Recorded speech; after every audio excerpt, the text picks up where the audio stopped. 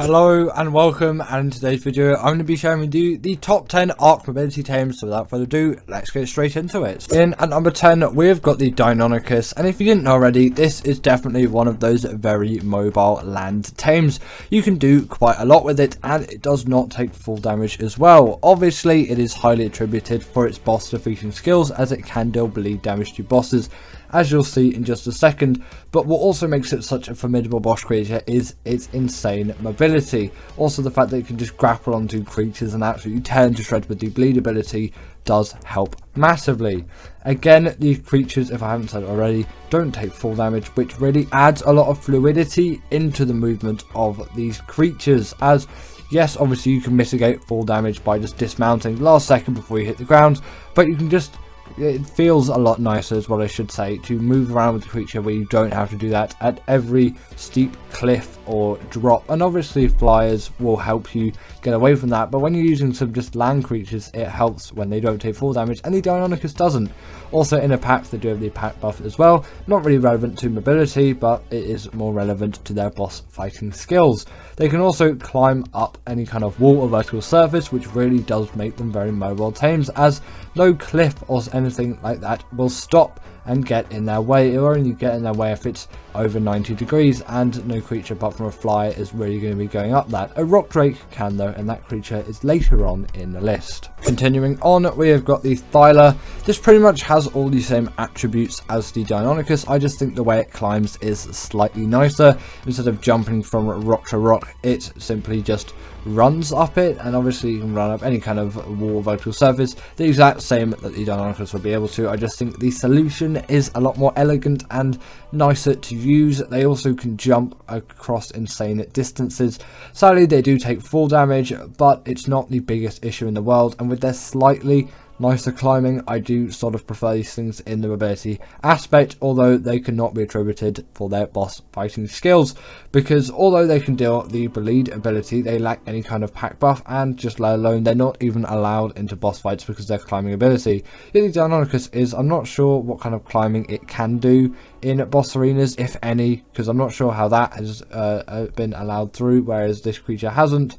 I'm not actually too sure, because I've never thought of climbing in a boss fight with the Deinonychus, but it was really OP when you could do it with a Thyla. Obviously that's why you can't use Thylas in boss scenarios anymore, because of their just absolutely insane mobility. So obviously they would have to make the list. They really do pack a lot when it comes to mobility. Obviously that just climbing skill really does make these things very versatile, and it's the best skill in mobility that a creature can have if it's a land one. Obviously you're going to get loads more mobility by being able to fly. It kind of sort of adds a full third dimension, but now you've got a little bit of a third dimension to deal with when you're on the Thyla, because you can scale up walls. It's not just a very two-dimensional, oh, if there's a big thing where you simply just, you can't get to it, you just have to simply go around it. With a creature like this, you can scale up things, and it really aids in the mobility aspect. Now, the Managama is very, very strong when it comes to mobility, and I'm sure you all know this if you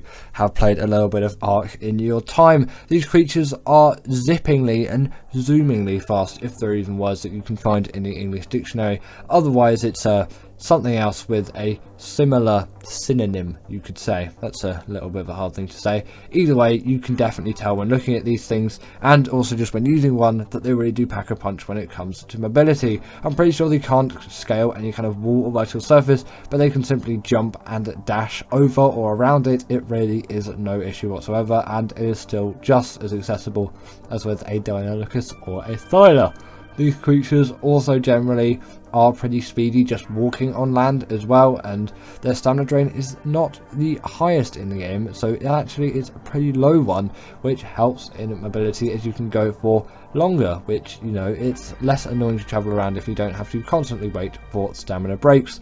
Also, coming away from mobility briefly, just to talk about this creature on a more general scale, these things are, or were really, before they got nerfed, great PvP griefers. They're still kind of used today, as they can freeze creatures, and it really is an OP ability ability. You'll still see it used around a lot of times. They have been nerfed since release, obviously, so they're not quite as OP as they used to be, but still up there, and mobility still stays exactly the same as OP as it was. In at number 7, we've got the Griffin, and I'm putting this creature here actually along with some other similar creatures like the Snow Owl and the Desmodus. I think they fit into a very similar bracket. It's just I put the Griffin here as in terms of just general speed and mobility, it seems to be the one that really gets the job done in the best way. Obviously this has had a lot of movement speed boosted on it. They don't actually travel quite at this speed through defaults. That would make sense though, like come on, this thing is very fast in this clip. But either way, I find out of the 3 they are the best in terms of mobility. In terms of other things, I would go for the Desmodus and Snow Owl because they can do some other things apart from just be a travel mount, whereas this is still the best in that kind of genre. Are we just going to say genre of creatures now? Is that a thing that you can say? Yeah, obviously you can tell they're really fast, and although yes, wyverns are faster through just normal flying, this was the first creature to introduce that dive bombing ability, which we all know and love, and it really does pack a punch, not only in dealing a lot of damage if you dive bomb down to a creature, but also you can gather a lot of speed with this creature, and it makes it incredible for doing any kind of traveling around, and also raiding wyvern trenches, things like that, especially considering if you're getting one on Ragnarok, you can also get them on Valguera. Valguera is where you'll find most of them, but you can get them pretty readily on Ragnarok, and the wyvern trenches are also on this map. And you know, that's quite easy for you to just be like, well, I'm just going to go raid the wyvern trench with the Griffin. Yes, you can do it with something like a Pteranodon or an RG if you're being particularly up to it, but a Griffin will do the best job all of the time. Yes, you can also get a wyvern to do it, but the Griffin just has the most speed out of any creature on the map. It is the go-to. So I mentioned the Rock Drake earlier, and now we've got it on the list. I've put it in at the number 6 spot if you didn't know already. This creature is one which first obviously came out on Aberration, and actually I should say Aberration. I know a lot of you got annoyed. I said it wrong. I corrected myself.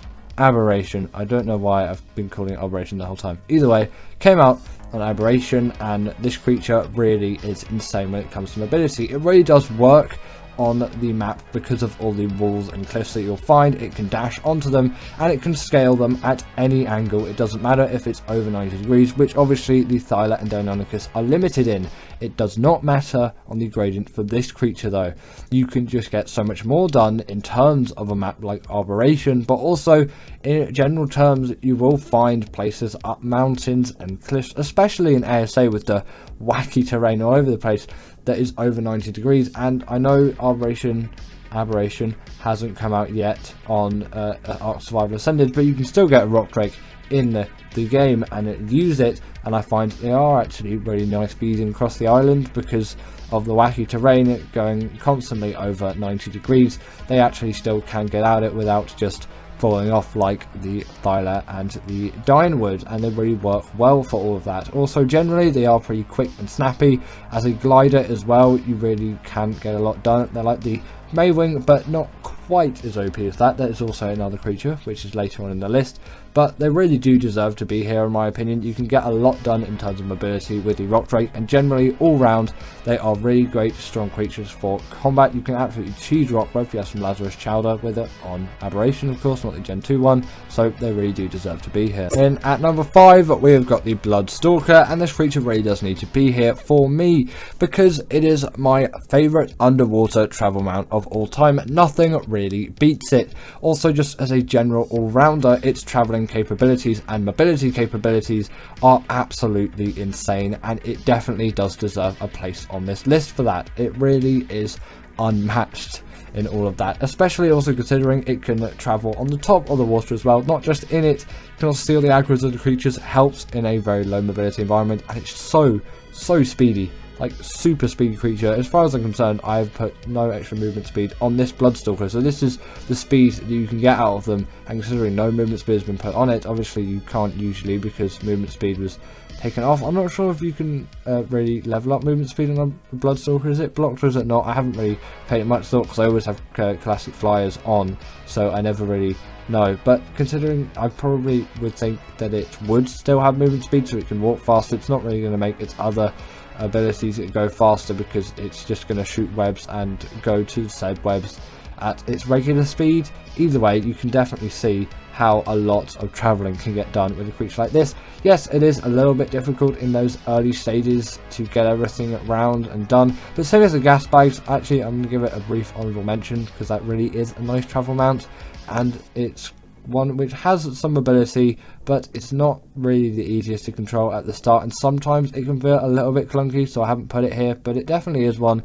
which can be considered quite mobile by many. But you know, I think all the creatures on the list are better, but either way, Bloodstalker definitely deserves to be here. So the Shadow Mane, I'm sure you all know this, and you've known it ever since it came out on Genesis Part 2, at least if you've been playing Ark for that long.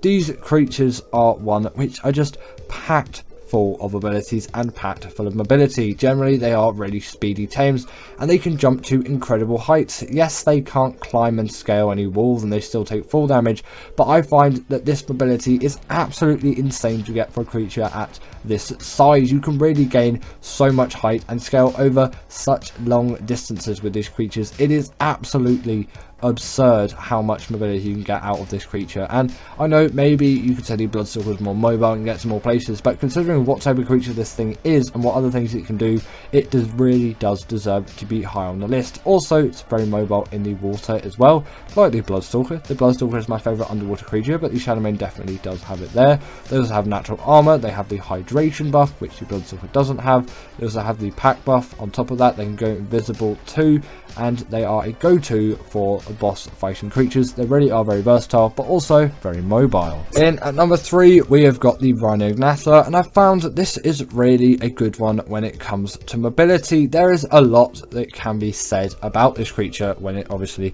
comes to this factor. Not only is it a very fast and agile tame, it also never needs to wait for any kind of weight or stamina. Its stamina drain is very low, and it also just has quite a lot of it anyway, and its weight is very high. You can even pick up creatures like Rexus and Paraceratheriums. You're never going to have any trouble whatsoever with the mobility of this creature. On top of that as well, they also can be very useful for just general PvP use, as you can raid bases super easy with these things, and I've heard they are great for that. And just for PvE, they're just pretty decent for traveling around the map. You can really just expand in terms of what creatures you use to travel with the Rhinognathas. Obviously you've got Argies, you've got Tapajaras, you've got Pteranodons. Sometimes you might want to bring a Rock Drake over, or a Bloodstalker, or a Shadow Mane, or a Thyla.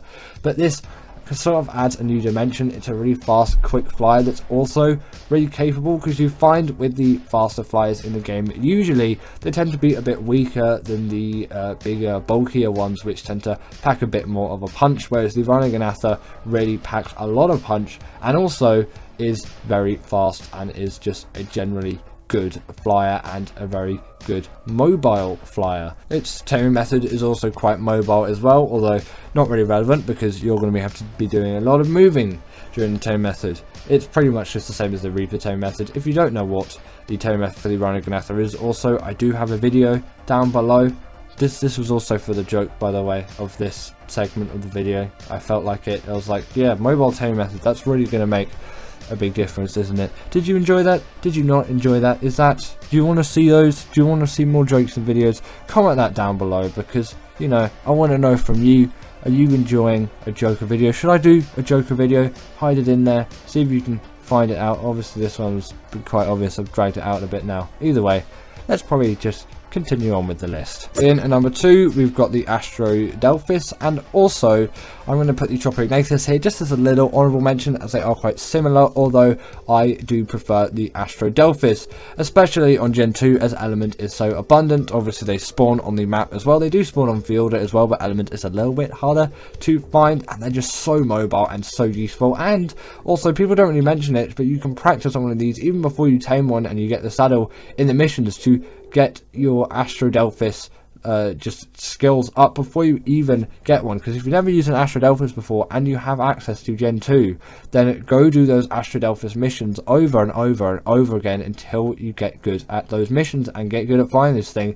And then by the time you tame one, you're already going to be an expert and you're going to be using this thing to the fullest. That's what I did anyway, and I find that is just quite a useful tip if you've never Astrodelphist before. Alternatively as well, you can just spawn one in with a command and then put the saddle on it with a command as well, and then ride around on it and practice that way, but it feels a little bit cheaty to do that for me, so obviously I do the missions. Head over to Gen 2, do those missions. Obviously you can probably tell by now why this is such a mobile creature. It's got insane speed and some pretty cool acrobatic skills with some heavy damage on top of it as well. They are great dog fighters. They really are top of their clan when it comes to mobility, super speedy and super maneuverable. And in number 1 we've got the Maywing, and for me this had to be in the number 1 slot for the best mobility tame. It is unmatched, namely considering it also is unlocked in terms of its saddle level at level 18, and nothing is really like it at that level. And still, at any level, I find this is the best travel or mobility mount out there. It just gains so much speed, and considering how easy it is to tame, I know I'm going back on it again, but it is just so easy to tame. A couple of signposts, some trank arrows, they unlock that saddle at level 18. Boom. I know trank arrows are unlocked at level 21, but still, you know, very early on, you probably want to get this thing in your mid 20s in terms of level, not in terms of age, of course.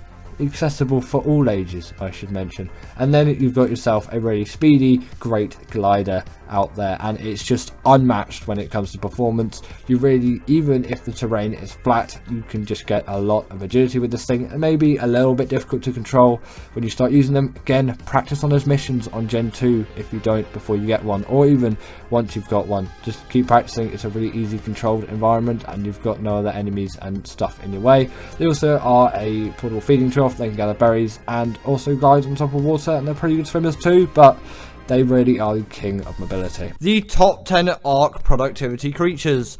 In at number 10 is the Angler, and in my opinion this creature is actually largely disrespected, and I think that it shouldn't be. And albeit not everyone is going to go out there to tame an anglerfish, I think everyone should, or at least just give it a go once, and if you still don't like it, then you've made your own judgment, and that is that, and I can't really force you to tame this thing. But in terms of its abilities and its great use, this thing is basically the best silica pearl gatherer which you can find, and silica pearls are an extremely useful resource, so why don't you get one of these things to gather those silica pearls up? And also, like the ichthyosaurus, they are pretty fast in the water as well, albeit not as fast, and they do spawn deeper in the ocean, so they are a little bit harder to tame.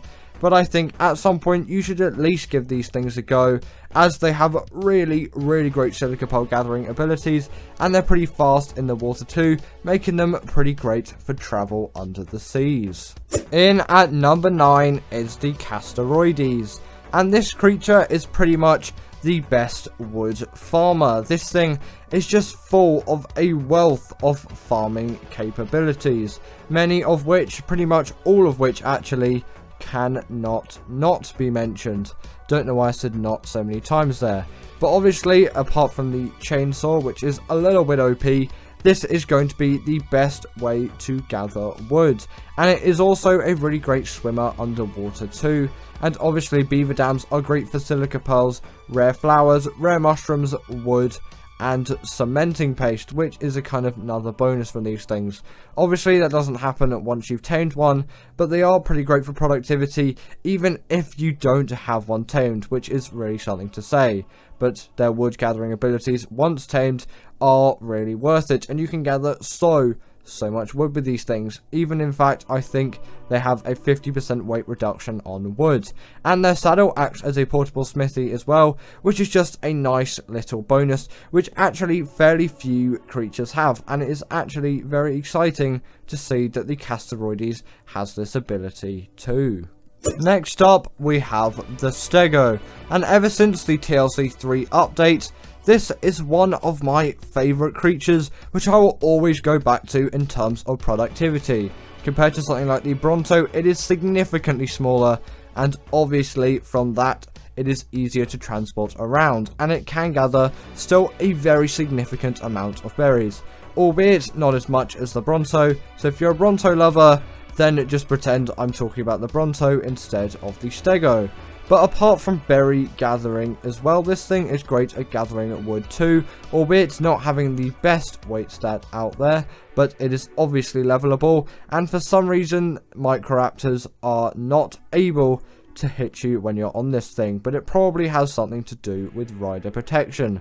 But their main kind of utility in terms of their abilities is their plate abilities, namely having the sharpened plate dealing the most amount of damage and just being great for gathering berries. It is the only plate where you can gather berries. Then you have the heavy plate, which is great for gathering wood, and you also do have the hardened plate, which is going to be your turret soaker for you PvP players out there.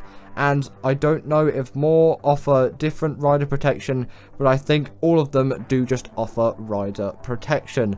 And also when their tail swings, they can deal bleed damage as well. And as far as I know, they are the they are the only herbivore to be able to do that. So that is a great ability for it to have. Now, the Maywing, ever since its release, has been a highly respected tame, and one which myself I hugely respect. Obviously, in terms of its productivity, this is going to be great for travelling around the map. I'm pretty sure it is the fastest Ark creature when going at its full speed, and obviously it is a glider, so it may not be as useful as a Tropiconathus if you wanted to use that. But the thing is about that, it is significantly harder to tame than the Maywing, and you can't really use it until much later on in the game. I think the Maywing saddle is unlocked at level 19, which is absolutely crazy to think about, and also this thing is ridiculously easy to tame, and can even be your first tame on Gen 2. And I think it's on Fielder as well, but it may not be, but it definitely obviously is on Gen 2, and they're the only map where I have actually tamed one. Obviously very easy with a few signposts, or if you're later on you can use the net gun. Obviously they're essentially going to act as a portable feeding trough as well, which makes them great for raising up creatures, and they can carry creatures around, which is great as well, and they can even belly flop on bushes and gather berries. There is so much to like about this tame. Next up on the list we have the Gacha, and obviously you'd expect this thing to be on this list. Obviously not above the number 5 slot, as it is not really too useful on many other maps apart from Extinction, where obviously it is most accessible, and I think it only does spawn on Extinction. Not too sure about that though. Either way, yes, it can be effective on other maps. It is best on Extinction, and also since it's nerf, it isn't the greatest creature anymore for productivity, but I still think it deserves to be on this list, simply because of the idea behind its ability, and the fact that you can still get OP loot from this thing. It is actually still insane. Although it has got nerfed, it is still at a very reasonable level, and you can even get gachas which are capable of allowing you to gather element dust, which obviously isn't very useful anymore after Gen 2, but still it's a nice thing to have. In at number 5 we have the Theri, and the Theri has to be recognised for its absolute wealth of abilities. This thing is just absolutely packed with them, and it is very iconic in design as well. Although we're not talking about that, that was my previous video if you want to go and check that one out. In terms of productivity, these are by far some of the best gatherers of fibre, wood, thatch and berries. And who doesn't like a creature that can just gather everything that is berry or kind of natural related really easily. And it can either gather meat as well. Gather meat as well, unlike many other herbivores which simply can't gather meat at all, and that is a really nice thing to have. On top of that, this thing is also a really great boss creature, especially on the dragon boss fight on the island, as that boss is particularly unfair to all kinds of carnivores. The only real downside is that you will need sweet vegetable cake to heal these things up quickly, and that is very expensive. But if you level your Theris up properly and you have a Daedon to hand, you shouldn't really struggle too much, and all of their great abilities will outweigh that minor inconvenience. The Beals is next, and this creature has an absolutely insane ability. which can't be forgotten about. If you didn't know already, this is pretty much, if not the best way to get cementing paste. And for some reason, the last time I talked about it, I think I forgot to actually mention how you gather the cementing paste with this thing and how it actually works. Well, essentially, if you kill insects with this thing, it will gather cementing paste. And especially considering that insects do not have levels on ASA, this is a perfect little creature for the job, as you don't even need a higher level one now. Obviously, you are still going to want a high level if you're going into the insect caves, but you can get thousands, if not tens of thousands of cementing paste in one run, and it is really efficient and really consistent. And unlike the beaver dam method, you don't risk the beaver dams not spawning in, and also the beaver dams not really having any cementing paste in, and you do have to rely on the beaver dams being rebuilt as well. Whereas with this thing, you can simply just head into the insect cave anytime really, and there will be insects in there, or any other part of the map, or any cave really, as most caves are absolutely ram-packed with those things.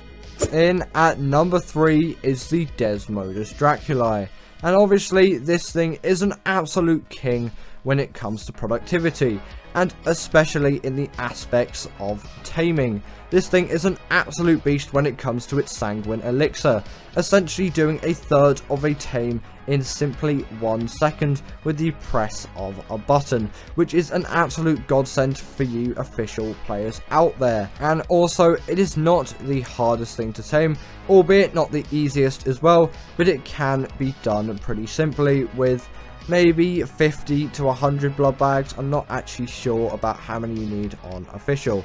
In terms of its abilities though, obviously it can make sanguine elixir, it can grapple onto walls like you're seeing here, similarly to the Tapijara. It also has the glide ability, it can go invisible at night, which doesn't work on extinction obviously, as the wasteland biome, at least I think that's what it's called, doesn't have a night cycle, so sorry I couldn't show that to you today. In at number 2 is the Anki, and this creature really is basically the epitome of metal gathering. And yes, the Dodic isn't on this list, so I'm going to chuck it in as a little creature duo, although there isn't going to be any b-roll for that creature.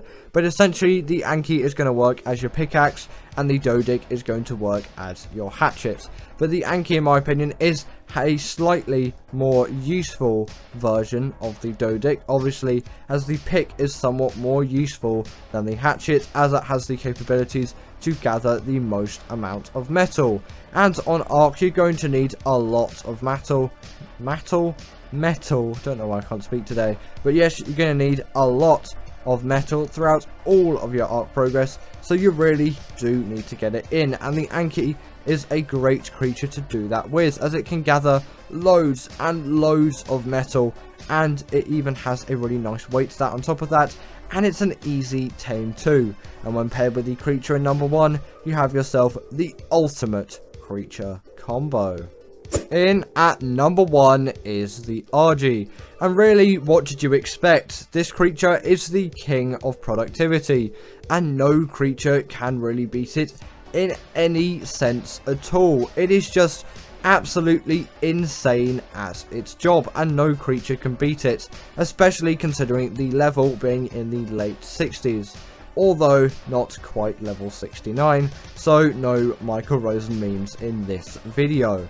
In terms of its other abilities, apart from its insane metal gathering and weight reduction on things like metal, crystal and obsidian, this thing also has a wide range of other capabilities, such as being able to pick up any kind of medium-sized creature, you could say, maybe like small, medium. I'm not actually sure the kind of size limit. I know on a Quetz, the largest thing you can really pick up is a mammoth, but on an RG, you're only really going to be picking up players and maybe an Anki or a Dodic, as they're going to gather a lot of resources for you, and that really is the kind of main use for this creature. But it does deal a pretty good amount of melee damage as well, making it a good creature for sky combat, and it has enough stamina to fly across the map, the whole map on the island pretty much, and it also does have enough weight to obviously get transport all of those resources.